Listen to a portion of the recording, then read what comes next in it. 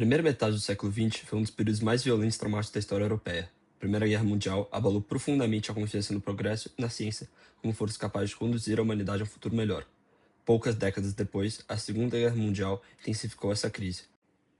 Com genocídios, campos de concentração e a transformação da morte em algo sistemático e impessoal, esses acontecimentos provocaram o colapso de muitas certezas que sustentavam o pensamento moderno. A ideia de que a razão e a ciência seriam suficientes para explicar o mundo e orientar moralmente a humanidade passa a ser questionada. O chamado cientificismo, a crença de que apenas a ciência pode oferecer respostas completas sobre a existência, mostra os limites entre o sofrimento humano, da violência e da injustiça. É nesse contexto que surge uma crise profunda de sentido. Se o avanço científico não garante a justiça, se o progresso não impede a barbárie, como que é possível compreender a vida humana? Como continuar acreditando em explicações absolutas depois de tamanha destruição? É, é neste cenário que surge Albert Camus, escritor e jornalista de origem francesa e argelina, nascido em 1913 na Argélia, então colonizada pela França. Camus se tornaria uma das vozes mais influentes do pensamento do século XX, sendo posteriormente reconhecido como Prêmio Nobel de Literatura em 1957. Sua obra transita entre romance, teatro e ensaio filosófico, sempre marcada por uma reflexão profunda sobre a condição humana. Albert Camus escreve a partir dessa experiência histórica concreta. Durante a ocupação nazista da França, ele participava ativamente da resistência francesa, convivendo diretamente com a censura, a violência e a necessidade de escolhas morais urgentes. Sua reflexão nasce do contato direto com a morte e a injustiça, não de uma filosofia distante da realidade. Neste mesmo período, ganham destaque filósofos ligados ao existencialismo, como Jean-Paul Sartre, que também questionam o sentido da existência em um mundo sem garantias. Camus dialoga com esclarecedores, mas sempre rejeita ser rotulado como existencialista. Ele não constrói um sistema filosófico, nem acredita que a razão, a ciência ou a metafísica podem oferecer respostas totais. Camus também recusa o título de filósofo. Ele se vê como um escritor e ensaísta, alguém interessado em compreender a vida como ela é vivida, sem certezas absolutas, sem promessas de sentido prévio e sem explicações finais. É dessa postura crítica diante do cientificismo e das ilusões metafísicas que nasce sua principal reflexão, a filosofia do absurdo. Diante desse contexto de guerra, crise da razão e colapso das explicações absolutas, surge a questão central desse trabalho. De que forma Albert Camus constrói e fundamenta sua filosofia do absurdo? Essa pergunta não busca uma definição teórica isolada, mas compreender como Camus responde por meio de sua obra a um mundo marcado pela violência, pela incerteza e pela ausência de respostas finais. Em vez de oferecer soluções prontas, Camus propõe uma maneira específica de encarar a existência humana. Para Camus, o absurdo nasce uma contradição fundamental. De um lado, o ser humano possui um desejo profundo por sentido, ordem e explicações. Queremos que a vida faça sentido e que os acontecimentos tenham uma razão clara e que o sofrimento possa ser justificado. De outro lado, o mundo não responde a essa busca. Ele permanece indiferente, silencioso e sem oferecer explicações definitivas.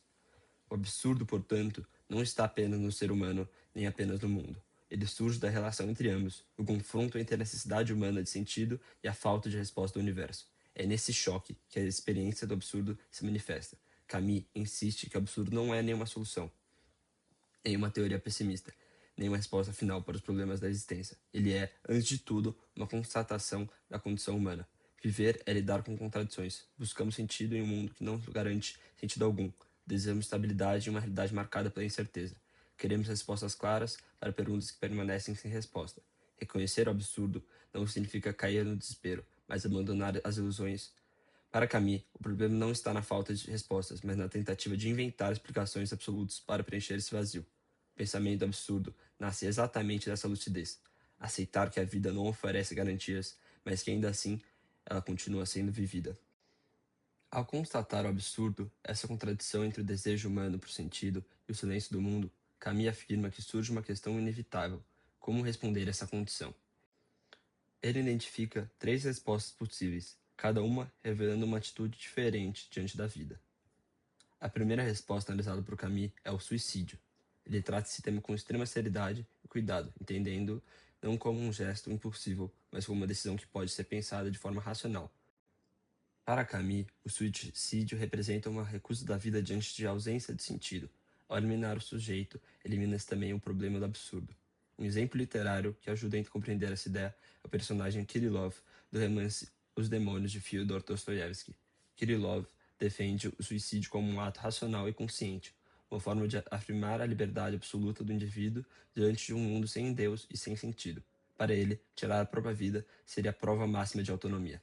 Camus conhece a força lógica dessa posição, mas a rejeita. Para ele, o suicídio não resolve o absurdo, apenas o silencia. Em vez de enfrentar a contradição da existência, essa escolha elimina a própria experiência de viver. Assim, o suicídio não é uma resposta ao absurdo, mas uma fuga definitiva dele. A segunda resposta é aquilo que o Camus chama de fuga metafísica.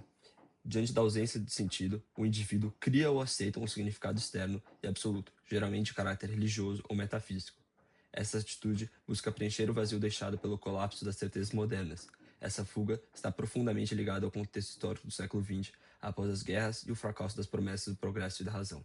Muitos passam a desconfiar das explicações humanas e recorrem a verdades transcendentes como uma forma de segurança. Paradoxalmente, essa atitude revela a própria fragilidade das crenças da época. Acredita-se, não por certeza, mas por necessidade. Para Camus, no entanto, a resposta também nega o absurdo, pois substitui a lucidez por uma explicação que não pode ser comprovada. Ao aceitar um sentido absoluto, o indivíduo abandona a tensão fundamental entre o ser humano e o mundo. Trata-se novamente de uma forma de escapar da condição absurda. A terceira resposta, e a única que Camus considera legítima, é a revolta. Diante das anteriores, a revolta não busca eliminar o problema nem inventar uma solução definitiva. Ela consiste em aceitar o absurdo plenamente e ainda assim escolher viver. A revolta é difícil porque vai contra uma inclinação profundamente humana, o desejo de encontrar respostas finais. Revoltar-se significa viver sem garantias, sem justificativas absolutas e sem promessas de sentido futuro. É um processo contínuo, nunca concluído, que exige lucidez constante diante da condição humana. Para Camus, a revolta não é apenas uma resposta ao absurdo, mas também uma redefinição profunda da maneira como o ser humano constrói seus valores. Revoltar-se significa recusar valores morais impostos de fora, sejam eles religiosos, metafísicos ou sociais, e assumir a responsabilidade ética pela própria existência. Em um mundo onde não há garantias absolutas, Camus argumenta que a moralidade não pode mais depender de princípios externos e sagrados. Se não existe um sentimento dado previamente à vida, então os valores precisam nascer da própria experiência humana. A revolta, nesse sentido, desloca a moral do exterior para o interior do indivíduo. Não se obedece à regra por medo ou por promessa, mas por consciência.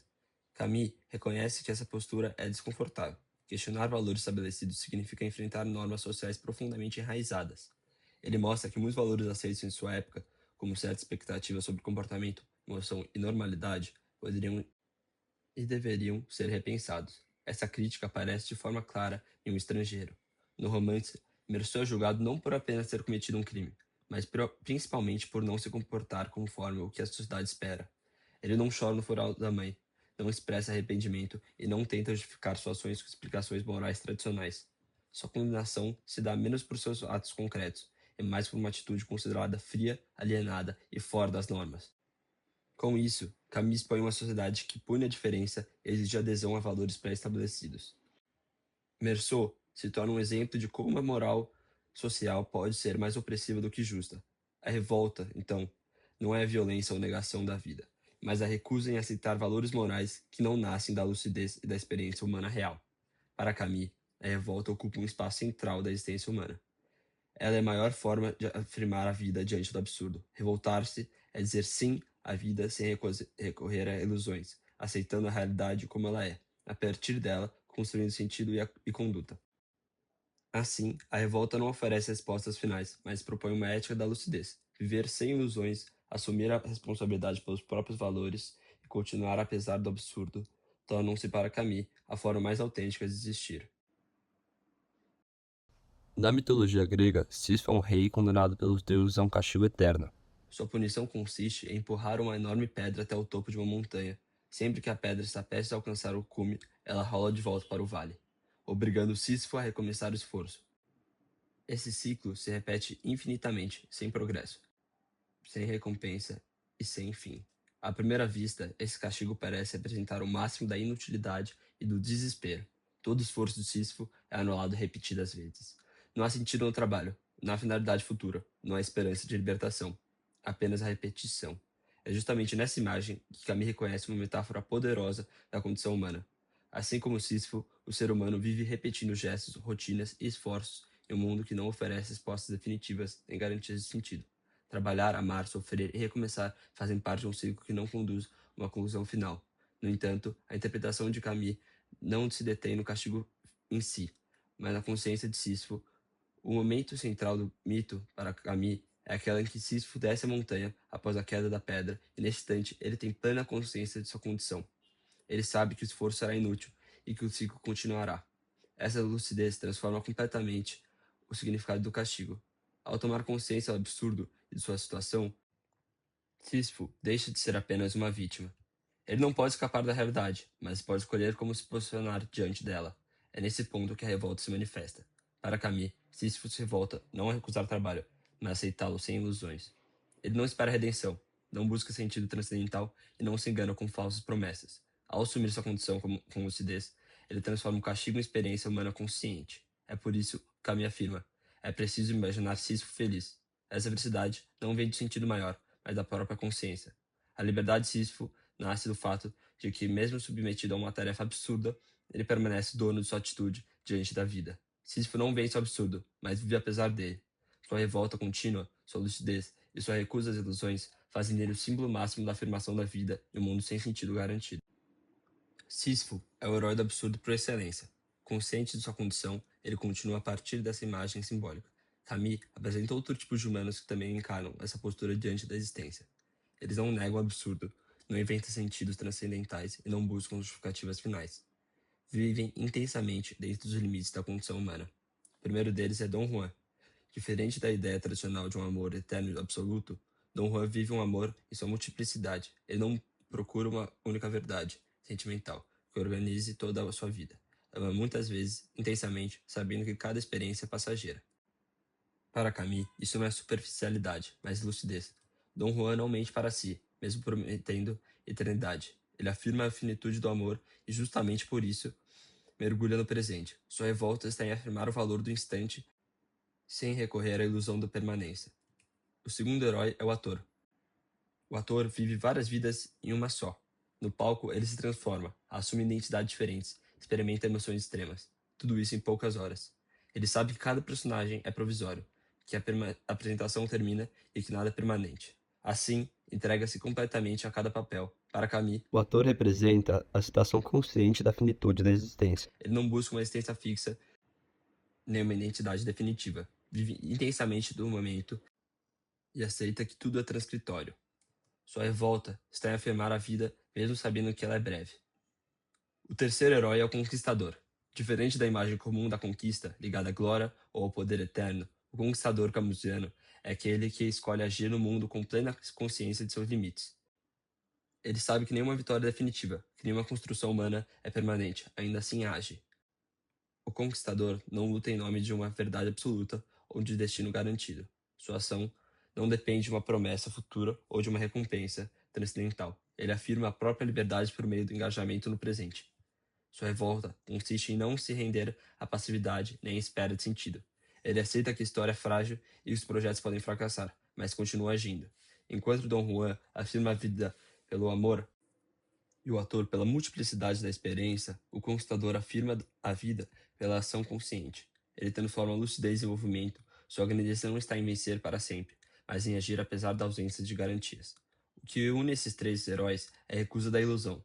Nenhum deles busca a eternidade, salvação ou justificativa final. Eles não escapam da condição absurda, mas assumem como ponto de partida. Vivem no presente, conscientes da finitude e fazem da própria existência uma afirmação contínua da vida. Embora Albert Camus tenha escrito em meados do século XX, seu pensamento se tornou especialmente relevante no mundo contemporâneo. Vivemos em um período marcado por um grande número de conflitos armados, instabilidades políticas constantes, polarizações ideológicas e transformações rápidas nas estruturas sociais. A sensação de certeza deixou de ser exceção e passou a fazer parte da experiência cotidiana. Durante a pandemia, essa percepção se intensificou. A convivência direta com a morte, o isolamento, a interrupção da rotina e a suspensão de planos futuros expuseram de forma radical a fragilidade das certezas humanas.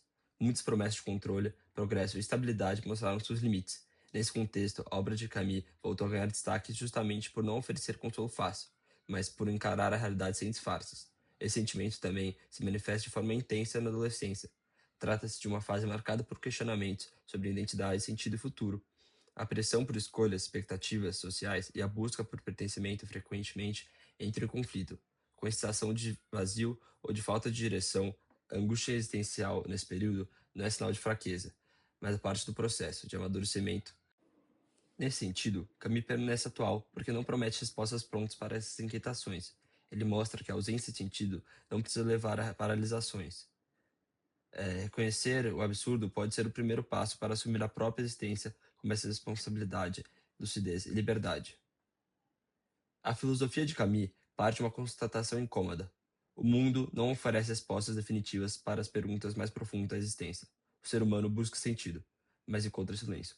Essa tensão não é um erro a ser corrigido, mas uma condição a ser enfrentada. Diante disso, Camus rejeita tanto a negação da vida quanto as explicações que tentam preencher artificialmente o vazio. Sua proposta não é encontrar um significado oculto, mas assumir a realidade tal como ela é. A revolta surge, então, como uma escolha consciente, continuar vivendo, agindo e construindo valores sem recorrer a ilusões. Viver com lucidez, para Camus, não significa despertar-se, mas abandonar falsas promessas e aceitar a responsabilidade pela própria existência. Não se trata de resolver o absurdo, mas de evitar as contradições de forma honesta. No fim, Camus não resolve o problema do sentido da vida, ele apenas o ilumina. Diante dessa clareza, cabe ao ser humano assumir a própria existência e decidir como viver, mesmo em um mundo que talvez nunca ofereça respostas finais. E aqui estão as fontes bibliográficas que eu usei para essa pesquisa.